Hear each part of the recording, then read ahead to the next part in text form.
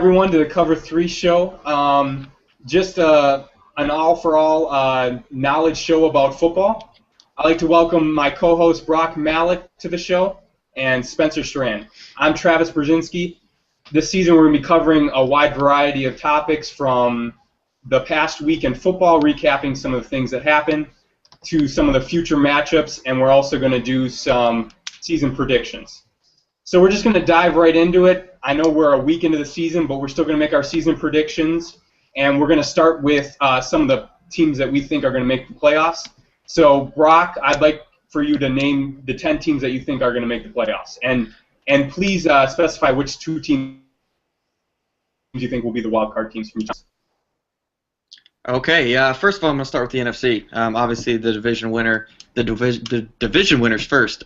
Green Bay, I have them coming out of the NFC North. I have Seattle actually winning that division out west. The Saints winning the South, and the Cowboys. And for my two wild cards, I have San Francisco and the Atlanta Falcons. In the AFC, to Spencer Strand, I'm sure his demise, have the Cincinnati Bengals winning that division. But Baltimore, I have them getting in with the wild card. So I have them. New England, Indianapolis winning the division. Denver and Kansas City getting the other wild card spot. Oh, I like that. Andy Reid, his first year in Kansas City. I like that very much. We think they have a lot of talent. Do you have any differences in those picks? Well, let me just read mine off here quick. We're going to start with the AFC West. I'm picking San Fran. AFC East, picking Philadelphia. NFC South, we're going to go with Atlanta. And NFC North, go with GB. Then to the AFC, we're going to do AFC North, Baltimore, no surprise. AFC West, we're going to go with Denver. They're the favorites. AFC South, Texans. And then the AFC East, New England, of course. And then for our wild cards, we're going to have the Colts and Bengals getting in there. Okay, so for Brock, pretty much his pick that most people probably aren't picking is Kansas City, and for Spencer, it is probably Philadelphia. For me, I have very similar teams to these two. I have Cincinnati winning the AFC North. I have Houston winning in the South. I have New England taking that East Division. I don't see nobody anyone else has a shot competing with them. No. And then I see Peyton Manning running through the AFC West. My wild card teams out in the AFC, I have Indianapolis, and I also have Kansas City. So Brock kind of beat me to the punch on that for that surprise. Probably copied me. Possibly, but no. We have San Francisco in the NFC. We have Dallas in the East. I actually think it's their time. I can't believe I'm saying that. And kind of a surprise pick, Chicago in the North. And I have Atlanta to repeat in the South. And then my wild card teams, it's tough for me to leave out Seattle. And I just can't go against Aaron Rodgers. So Aaron Rodgers will be the wild card team. So those are our playoff teams. Next, who do you guys see winning their respective conferences? My NFC wild card are Seattle and New Orleans. I didn't get to say that, but New Orleans, I think you're going to have a big year here. I agree. I think that's a good pick. I really do. In the NFL nowadays, you just need to score points, really, and just stop just enough at the right time. So can I get you guys conference winners? I have Seattle winning the NFC. I just think they can build on what they did last year, and I don't know, especially if they can get it at home. Nobody's beating them at home in the playoffs. And then I have Denver. Obviously, they look great week one, so if they can keep that up, I think they're going to do it. Yeah, I have similar, kind of the two favorites, I would say, after week one in the NFL, with Denver and San Fran representing their respectable conference.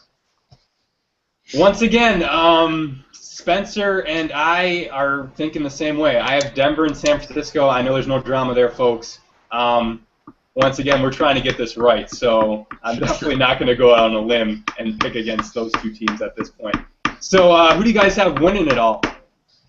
I got Denver. I just think they have too much. They were literally one big play away from it last year, at least going to the big thing. And they have too many weapons and too good of a defense to be beat, I think. Jacoby Jones? Well, he's hurt right now, so we'll see if he gets healthy. But I mean, yeah. No, I was referring to to the AFC divisional game. Yeah, What's it called in Baltimore? I don't know. The miracle in Baltimore. I don't know. Okay, all right. Spence, who do you have winning it? I kind of hate that I can't really change it up, but I took Denver too. I think they're just across the board. They'll get Von Miller back. That'll help them a lot on defense. But I think they're the best team in the NFL right now. Wow. Okay. I want you guys to think about this. I am going to pick against Denver, and San Francisco is going to win the Super Bowl. And this is the one reason why. And I think it's a very valid reason. The outdoor. For the first time in the Super Bowl history, it's going to be played in wintry-like conditions. And I just don't – Peyton Manning is not the same quarterback in those type of conditions. So I see San Francisco being that grind-nose type team and taking the Super Bowl with the slight edge because of the weather. So those are our season predictions as far as the team goes. And let's just get some award winners, guys, starting with the MVP. Brock? All right, I have Peyton Manning. Obviously, 7 touchdowns puts you right here at the beginning of the season. We're going all the way through, all the award winners. Yeah, go all the way through. Okay. Yeah, we'll go all the way through. For my coach of the year, I have Chip Kelly. He looked really good what he did week 1 with the Eagles, and I think he's going to be able to. I like that one. On that. I like that. Something that probably a lot of people will be surprised with, but I'm holding out faith is Eddie Lacy for the Rookie of the Year. I think that Green Bay will get a running game going. We played a really tough run defense in the 49ers week 1, and I think that we'll be able to establish that, and he's going to be able to come into his own. Is that a little bias? Or there might be a little bit of bias in there, definitely, but I do actually believe in that. You guys kind of threw it on me at the last minute. I don't have a Defensive Player of the Year. I'll come back with that next week, but I don't have it right now. Okay. Sven? All right, well, I'm not changing it up here, but Peyton Manning, I have winning the MVP. I think, if I'm right, he would be the only person with 5 MVPs. You are correct, sir. Ding, ding, ding. That's something to look forward to. Coach of the Year, I went with Sean Payton being back. I think the Saints are going to have a great year, and I think he's really going to stand out for them. Rookie of the Year, I don't really know who else I can take here besides E.J. Manuel. I think he's going to get the most playing time. I think he has the best chance to beat that, to get the most production at least. And then for the defensive player, I went with a guy that last year led the league in tackles, Luke Kuechly, or what, I can't pronounce his name. He had 164 tackles last year. I think he'll do the same this year. You were talking about him the other day, and I couldn't remember. I couldn't recall. Who does he even play for? I can't even. Carolina. Carolina, that's right. He was their number 1 draft pick last year. Okay. Yeah, all right. He had a really, really big, outstanding year last year to win Defensive Rookie of the Year, I believe. Yeah. Okay. For MVP, I mean, I'd be stupid not to go with the front runner at this point. Peyton Manning, I know it's chalk, 5-time winner. Coach of the Year, I like Andy Reid. I think he's going to take a 2-14 Kansas City team and lead them to the playoffs. So I like that. I think that has something to be said. And Spencer kind of took my Rookie of the Year, E.J. Manuel. I mean, I kind of agree. There's not a whole lot of rookies at the top of the draft class. What about Geno? Geno. He just doesn't have enough offensive weapons. What if Geno wins tonight, Trev? What do you think? Then, if he wins tonight, he is definitely on the map. 2-0, he's going to beat a solid team tonight in New England. But the draft picks on top, towards the top of the draft this year were mostly like offensive linemen and stuff, so you can't really cheer for them or vote for them for Rookie of the Year. So I'm thinking it's going to be EJ. And for Defensive Player of the Year, I'll say Aldon Smith. With Aldon Smith in San Francisco, I feel like he's going to get a lot of chances to rush the passer because they're going to be playing from ahead quite a bit, and he's very effective. He'll need Justin Smith to stay healthy if he wants to get that. I agree with that. I definitely agree with that. So shifting gears, we just want to recap some of the surprises and disappointments from Week 1. So I'll tell you one of the surprises for me were some of the defensive performances, particularly in Tennessee and in New Orleans. As we all know, that they were 2 of the worst statistical teams in the league last year, and they dominated their opponents. I know the Steelers aren't really an offensive juggernaut anymore, but Atlanta is definitely a good offensive team, and New Orleans was definitely effective against them in Week 1. And Tennessee just allowed a late touchdown in the fourth quarter, in the Pittsburgh game. So that was one of my surprises. Any surprises from you two? It's going to sound stupid because obviously the Packers defense as a whole, another somewhat biased thing to talk about, but their rush defense. I mean, obviously you think about the 49ers and 181 yards by the quarterback in the playoff game. You think, okay, they're going to run it down our throat again. I don't know if it was the scheme that Dom Capers came up with that was essentially focused so much on the run that the pass lanes were open so wide, but I was impressed at how our D-line played. And then another one is the fact that Oakland was, with Terrell Pryor, was able to even really compete with the playoff team and damn near won it. So they were surprised to me Week 1. For surprise, I guess the biggest one I would go to right away off the bat would be the Eagles coming in with Chip Kelly's new offense and putting on a show in Washington. I didn't expect that. I look forward to watching that the rest of the year. And then, let's see here. So what do you two think about, I know they're going to name this Eagles offense. What do you guys think of, I heard this name Spread Eagle. Do you think that's appropriate? I think it's perfect. I think it's beautiful. It's great. I actually didn't hear that. Wow, that's clever. So I know my disappointment for Week 1, or maybe you could even say a tool, Tampa Bay really disappointed me against New York Jets. Probably coming into the season, I thought probably the worst team. Josh Freeman, contract year, did not perform well against the New York Jets. And then Levante Davis, what a boneheaded penalty at the end of the game to give the Jets that chance to win the game with the last-second field goal. And they were very sloppy penalty-wise. So I expected much more out of Tampa Bay from playing a rookie quarterback who didn't get as much preseason time as he could have because of an injury. So any disappointments from you two? I'll go ahead and start. You guys obviously know that I've kind of been somewhat of a San Diego fan, so I kind of always have cheered for them. I loved LT back in the day. So anyways, when I was watching that game, they were up, 21-0, 28-7 on Houston. Yeah, 28-7. Yeah, I was thinking finally they can beat somebody decent. Maybe this is their year. They can do something. And they do it at the end of seasons. They do it at the end of the games. They fall apart every single time. That was kind of a disappointment for me. Yeah, disappointment. Obviously, my biggest one is the Ravens. I didn't expect for Peyton Manning to put up 7 touchdowns on us. But no Ray Lewis at Reed. No, but we'll be fine. We'll get to that later in the show. Travis, to add on your point, though, I just heard recently that they had a team meeting and they got rid of Josh Freeman as a team captain. I heard that. I heard he slept through some meeting or slept late or something. Yes, slept late through a meeting. He also did not attend the team photo shoot for the team photo. So I'm thinking they might need to do some crop action on that.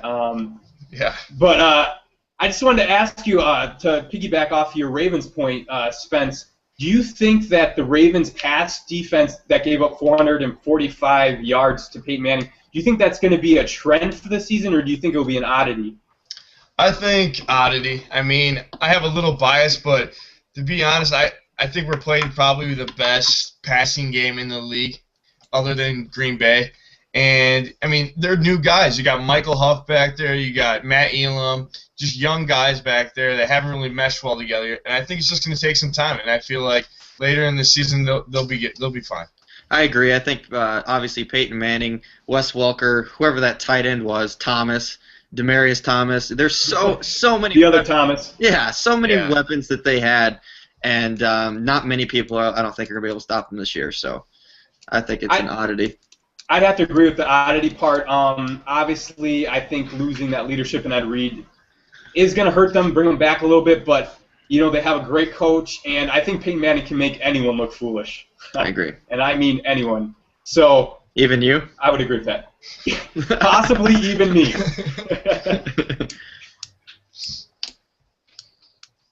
So do you guys have any other possibly trends or oddities? I'm really It seemed like they did just fine week one, but these running type read option quarterbacks, I don't know. Is this like the NFL? Is this what it's come to now? Is it you have to be able to run to be an NFL quarterback, or is it? I don't know. It's something that definitely that I've had my eye on. Is I think that's a good question and a hot topic. You want to hit it first, Spence?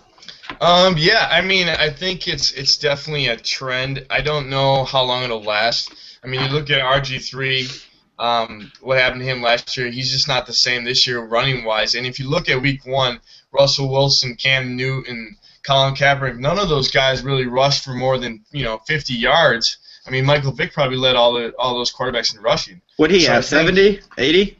I think he had 59. Around. 59. Yeah. So, I mean, the other guys didn't really rush that much in week one. So, I mean, I don't know how long it'll last because in the NFL, you got to be a pocket passer. I think you can't rely on your legs that much. I would agree with that. But my assessment of it, I think it is going to be a trend. But I think everyone was so cognizant of the read option during the offseason, and they studied it. They went to college campuses to research how to stop it, that I think everyone was geared up to stop it in week one and probably the first couple weeks. So I think we're going to start to see some cracks in some of the defenses, and I think we're going to start to see some more rushing yards from these QBs. And also, I feel like the quarterbacks, it depends on the quarterback. RG3, he's going to need to protect himself. He's a little bit more brittle than, let's say, a Russell Wilson or a bigger quarterback of that nature. So I think it kind of depends on the scheme and the quarterback, and I think it's here to stay. It might not be as big of a deal like it was the end of last season or the last couple seasons, but I think it's definitely going to be a part of almost every offense if you have that type of quarterback. But I agree with Spencer that you need to be able to throw the ball to win championships. So, good question, Brock. All right, well, let's move on in for the stats for stats of the week, or a different, or kind of an interesting stat. Sure, Spence. Why don't you start off with our Cover 3's stats of the week? All right, well, I'm going to bring one here. A lot of people after week one not thinking Baltimore can get back to the playoffs. Just wanted to remind you all a little bit of something here. Since 2008, with John Harbaugh, Ray Rice, Joe Flacco all brought in, since 2008, the last 5 years the Ravens have made the playoffs. And I don't see any change this year. I think it'll be 6 years in a row that we'll make the playoffs and win at least one playoff game. Disclaimer to everyone, this is not a Baltimore Ravens show. Spencer just believes that. So, Brock, what's your stat of the week? Mine isn't really even a stat. It was just something I was thinking about even when I brought up the Oaken Point with Terrell Pryor. Matt Flynn. He comes in Green Bay. He obviously has the 6 touch game. Has a 6 touchdown performance. I think the year before that he played against the Patriots when Rodgers went down and almost beat him on the road. And then he goes to Seattle and can't do anything, can't win the job. And then he comes to Oakland and can't win the job under Terrell Pryor. Is it just the Packers system, or is it just literally he's just not that good? He just had a couple lucky performances. I think that's a good question. I personally think he was comfortable in the system, had great weapons, and when he played the Lions, he was playing one of the worst pass defenses. It was the Patriots. Sorry. I was referring, I think, to Week 17. Oh, okay. I'm sorry. The record, he had 6 touchdown passes. Yeah. I'm sorry. No, that's okay. So I think it's a little bit of everything, and the supporting cast, I think, is really shown. But what a lucky son of a gun. Gets a big contract, financially stable for the rest of his life. Yeah. I mean, obviously, you still want to be successful in your career, but literally one game made him millions of dollars. Yeah, I think his chances at a starting role, maybe unless there's an injury, are probably pretty much done. Well, yeah, because the reason I brought that up too is because I look at like some of Graham Harrell, B.J. Coleman, some of these guys that the Packers have brought up kind of the same way Flynn was brought up, and they don't show near the same promise that he did. And I don't know, it's just a question to ask. So. Yeah, I think it was just the system. I mean, Matt Flynn won a national championship at LSU. Right. He's a good player. I think it was mainly the system. Yeah. So my stat of the week that I've heard, and I think it's pretty interesting, is only 12% of teams that start 0-2 make the playoffs. So yeah, I heard that. I know it's early in the season, but you just don't want to dig yourself a hole. And so that's kind of my stat of the week and something I'm going to be looking for going into week 2. So, is there any other storylines that you guys are intrigued by in week 2? Honestly, tonight's game really intrigues me. You look at just the receiving core alone. Amendola isn't playing tonight. So let me just name off a few of the starting wide receivers for the Patriots. Edelman, Kenbrell Tompkins, Josh Boyce, Aaron Dobson, and Matthew Slater. All except for Edelman have never caught a pass from Tom Brady, except for preseason. I think we could almost play a who's who and do a show of where these guys went to college or whatever, and I don't think many football fans would know this. Oh, It's no. just amazing what Tom Brady and Bill Belichick, even though I'm not a big fan of their style, it's amazing the results that they pump out. I agree. I mean, even the years past, Deion Branch, guys like that, who they eventually got 2 second-round picks or 2 first-round picks for, never really did anything anywhere else. Tom Brady seems to make people better around him, and it'll be interesting to see if he can do that here. Yeah, an interesting stat on that is I heard today Tom Brady hasn't lost a home game against an AFC East opponent since 2007. Wow. So That's I wouldn't bet against him at home. Yeah. Yeah, I would agree with that. Yeah, and then just to see if You have Geno a storyline? could pull something out again. It's interesting. It's gonna be fun to watch. I would Yeah, say definitely. for week 2, I'm looking forward to the Manning Bowl. I mean, can younger brother Eli get his first win? I mean, he's 0-2 versus brother in the NFL. So I'm just kind of excited to see the matchup. They both got pretty good passing offenses. Could be exciting. And they're going to say the right things in front of the media. It's just another game, but it's not another game. Anyone that has a younger sibling, you want to put them in their place. But I heard they hate playing each other. They hate it so much. Like, part of the decision for Peyton when he was choosing a team in the offseason, he said he's not going to an NFC team. He doesn't want to have to play his brother the NFC Championship game. That's why he chose the AFC. Like, they hate playing each other. They can't stand it. I just have a feeling little brother Eli has little chip, on his shoulder, wants to get that first win. So I'm definitely interested in watching that unfold Sunday. I think that's a 3:25 game. My storyline that intrigued me is the Sunday night game on NBC. I like to call it good old-fashioned King of the Mountain because San Francisco and Seattle are definitely noted for their physicality. Physicality, oh yeah. Oh, it's just good It's fun to watch. old-fashioned football. Yes. Yeah. So best.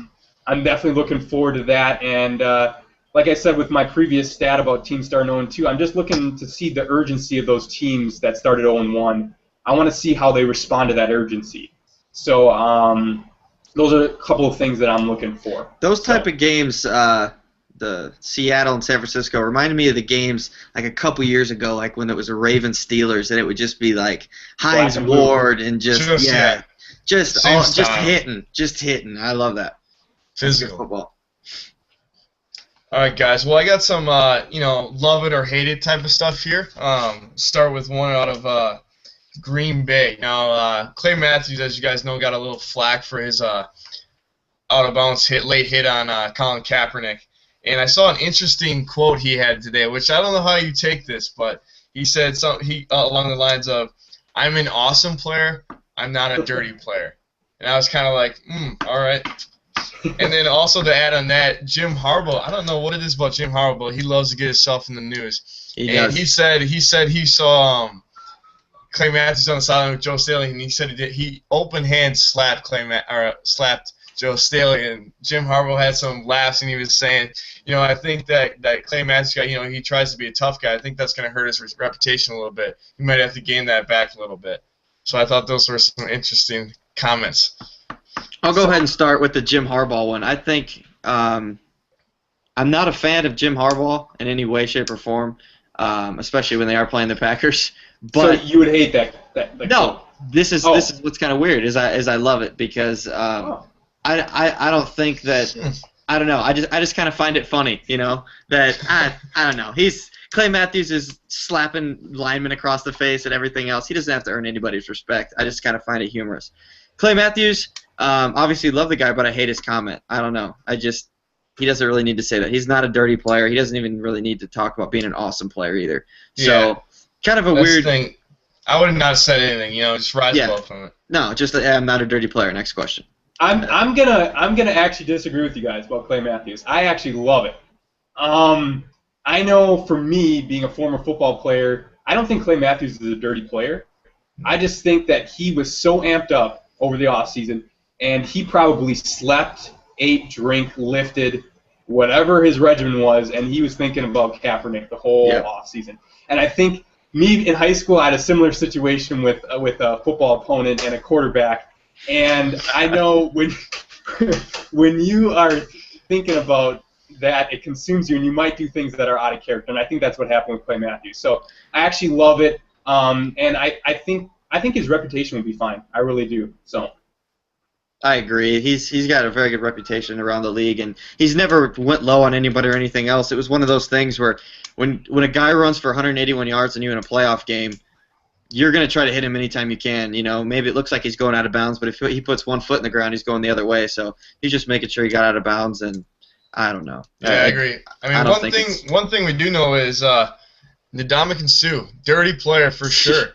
Oh, He's yeah. fined again, $100,000 fine for his low shot on John Sullivan, the center for the Minnesota Vikings.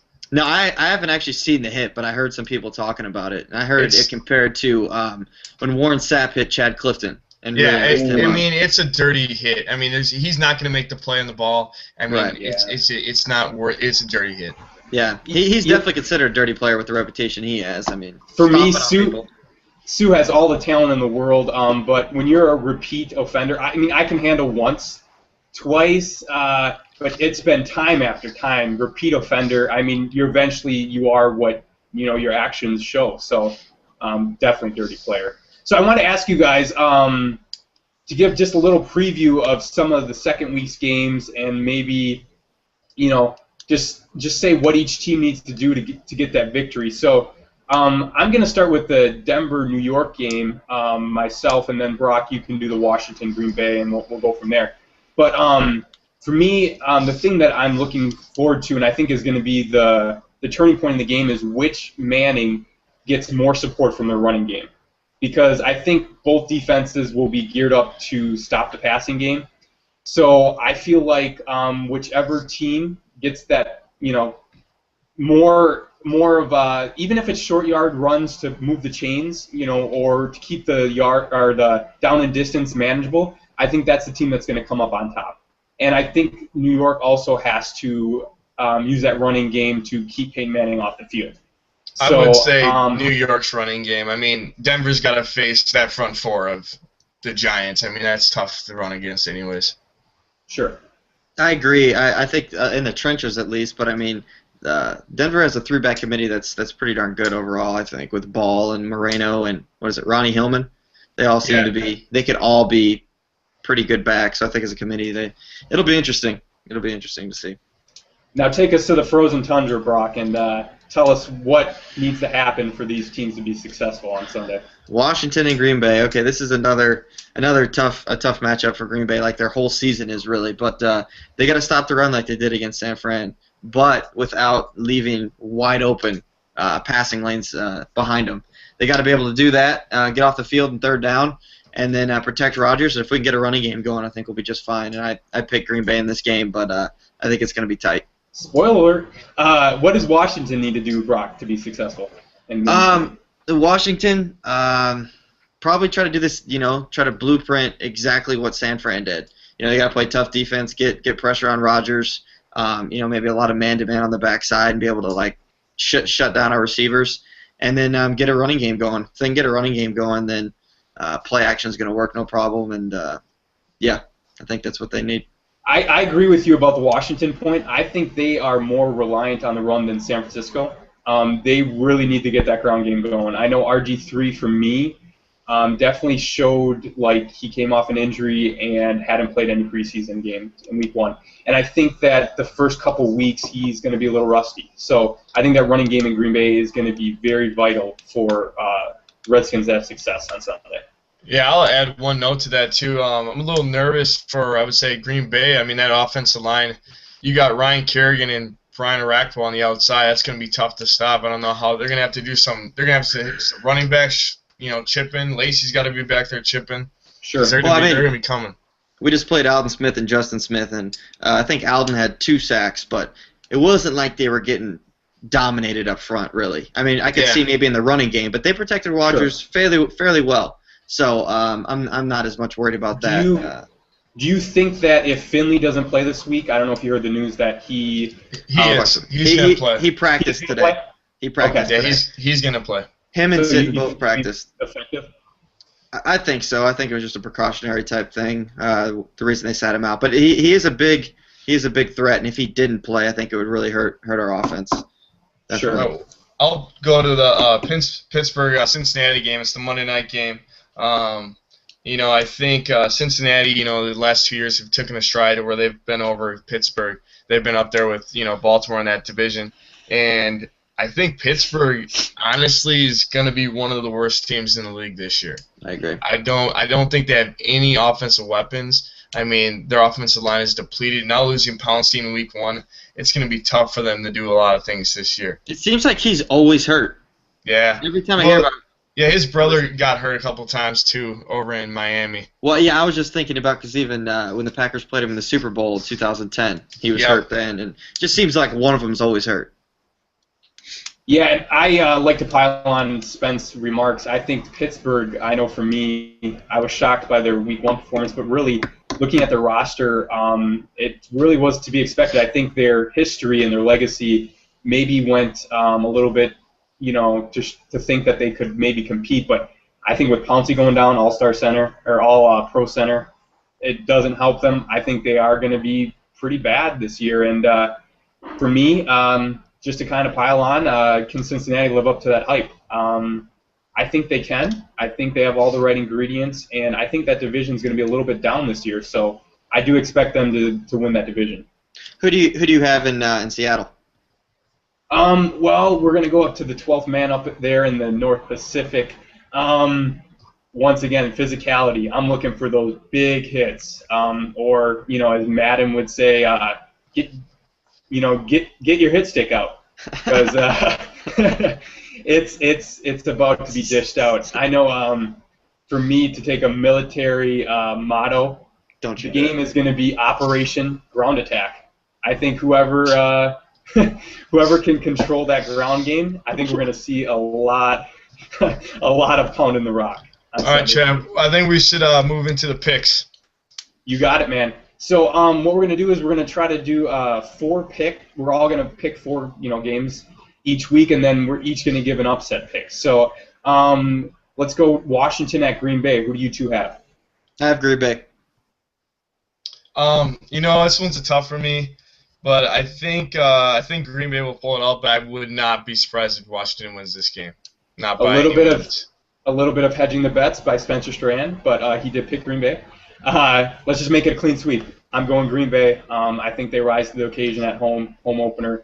They get it done. RG3 is going to need a couple more weeks to get into that playoff, or to get into that groove. By that time, it might be too late for the playoffs. But let's go to San Francisco at Seattle. 12th man, they're too good at home. Seattle. I couldn't agree more. 12th man, best thing they got going from home field advantage. They don't lose there. I'm going to go against the grain here. It's really not probably that much of an upset, but I'm going to go San Francisco. I was just really impressed with Kaepernick and company. I think they catch Seattle off guard a little bit. They didn't play the greatest week 1, so I think they're hitting a little bit better on all cylinders. So it's tough to go all the way east. It's tough to go all the way east for those Western teams like that. I would agree with that, except they're going to be going to the West. Well, right, they're home. Oh, I see what you're saying. From week 1. Yeah, exactly. They played at Carolina. They lost a couple hours. I got you. Okay. All right. I knew you knew your geography. Right. Yeah, I was looking for that word. Let's go to Arrowhead. Who do you guys have there? I have Dallas. I don't know if they can cause as many turnovers as they did last week and actually capitalize on them and finish the game. I think they'll be able to do the same and beat Kansas City. I'm going to take Kansas City here. I think Dallas just looks sloppy in week 1. I think they're not going to – Kansas City won't turn the ball over or play that mistake or have 2 fumbles. They're just too disciplined under Andy Reid, so I'm going to go with Kansas City.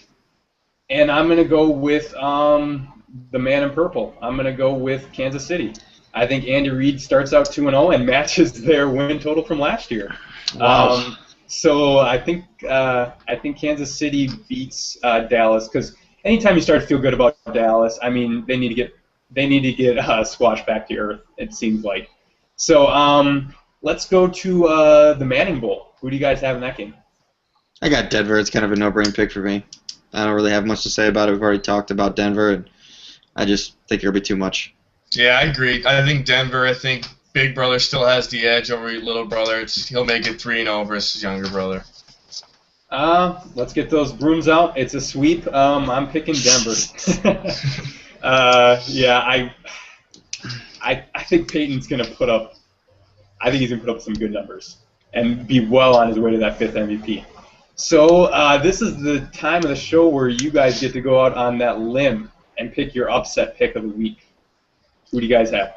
All right, well, I'm going to go to the St. Louis-Atlanta game, and I'm going to pick St. Louis. I don't think Atlanta is as good as people think. They have so many great players everybody talks about, but they can never really get over the hump, and I just think this year they're going to end up being somewhat of a mediocre team and barely get into the playoffs, if that, so I got St. Louis winning. Yeah, I like that pick. Their defense, St. Louis, is no joke, I'll tell you that. I'm going to go with, I don't necessarily think it's an upset, but I think both these teams have a lot to prove in Week 2. It's the San Diego-Philadelphia game. I'm going to pick Chip Kelly to go 2-0 to start off the season with Philadelphia beating San Diego. I think San Diego impressed a lot of people in Week 1, and I think they're going to be a pretty good team, but I think Philadelphia's going to be too much in Week 2. I can't believe I'm going to say this, but I have a little bit of man crush on Adrian Peterson, so I am going to go with Minnesota over Chicago. And yes, Christian Ponder, I have no faith in him, but I think anytime you play those interdivisional games, Put in Joe Webb. The teams know they know each other so well that I think Minnesota will upset Chicago this week. So let's go to the fantasy aspect of football. You guys have a fantasy sleeper that you think could maybe have a good week? I think so. This guy's more of like I actually picked him in my fantasy team. I think he's going to have an overall pretty good season. Alshon Jeffries, receiver for the Bears. I think people are going to be doubling Marshall and trying to stop him any way they can, and it's going to open up lanes for him. And I think he could have a big week against Minnesota. I could see that. I actually have two. You go back to what we talked about earlier. Julian Edelman, he's moved up to #1 receiver right now. For 2 touchdowns last week. What did he have? 2 touchdowns last week. And then you look at a guy like Kellen Winslow for New York. I mean, he had a touchdown, I think 90 yards in Week 1, and he looks like he's Gino's favorite target. So, I mean, I think those are 2 guys to keep your eye on for tonight's game. And I think with a rookie quarterback, when he finds that target that he likes, he'll go to war with that, security with that weapon. For sure. So, yeah, I can definitely see that. With me, I'm going to go to Houston. I think their backup running back, Ben Tate, he definitely had a good showing Monday night, and I know Gary Kubiak wants to make him a more integral part of the offense this year. So I can see them gashing Tennessee's defense. I think that was just a one-week thing where they looked good against Pittsburgh, and I see Ben Tate and Arian Foster having a big day on the ground. But Ben Tate is my sleeper fantasy player of the week. So I want to get your guys' bold prediction for the week. You guys are leaving yourself open to ridicule, but I just want to hear what you guys think is going to happen this week, and make it bold, guys. So let's hear it. My bold prediction, I know I'm going to get flack for this, no pun intended. Joe Flacco throws at least 2 picks this week against a very tough Browns defense. I don't think the Ravens lose, because that probably would have been my upset pick, but I just think Flacco plays a very kind of game, and they win on Ray Rice's legs. That's my bold prediction. My bold prediction would be same game. I'm actually going to have Brandon Weeden throwing 3 interceptions, and Baltimore's defense is going to hold them under 7 points. I want to tell the audience that we did not look over each other's notes, judging by our bold predictions. We all want to keep it within the same game, obviously. I'm going to basically do the flip side of what Mr. Strand just said. I think Brandon Weeden's going to have his second career game with a quarterback rating of over 100. So Not gonna happen. Man, that's bold. That's for sure. That's I real agree. bold. It's bold. Which is I don't know bolder, if I'm Spence? He sold has a on- good game, or Flacco sucks it up? Which is bolder? Yeah. So basically, Spencer or I are going to be Boulder, Brandon probably gonna be Weeden. right. Brandon Weeden is not the guy. Yeah, with what, the 29, 30-year-old rookie. I mean. Yeah, no shit. So I'd like to thank you too for joining me this week. We're not joining you. This is half our show, Yeah. too. Yeah, we're gonna be here every week, actually. Put me in my place, boys. Why don't you? Honestly, it started rough. My first little segment, I stuttered all the way through it, but we ended all right. I think we was covered right, but Yeah. I'd like to join everyone that might watch this. I'd like to thank you for sticking with us, and if you have any comments or questions, just comment, or you can hit us up on Twitter. You have me at Trav Brzezinski. You have Spencer. Why don't you shout out your Twitter? At Strand30. And Mr. Malik. Mine's pretty clever, just Brock Malik. So you can hit us up there too. Any questions or any ways we can do this a little bit better would definitely help. We want to have our next show on Tuesday the 17th. We want to try to make this like a Tuesday day thing. So that's when we're going to be planning our next show. So once again, thank you for joining us, and I'd just like to say, who needs man coverage when you can choose cover 3? Beautiful. Love Beautiful. it. Thanks a lot, everybody. See you next week. All right, we'll see you.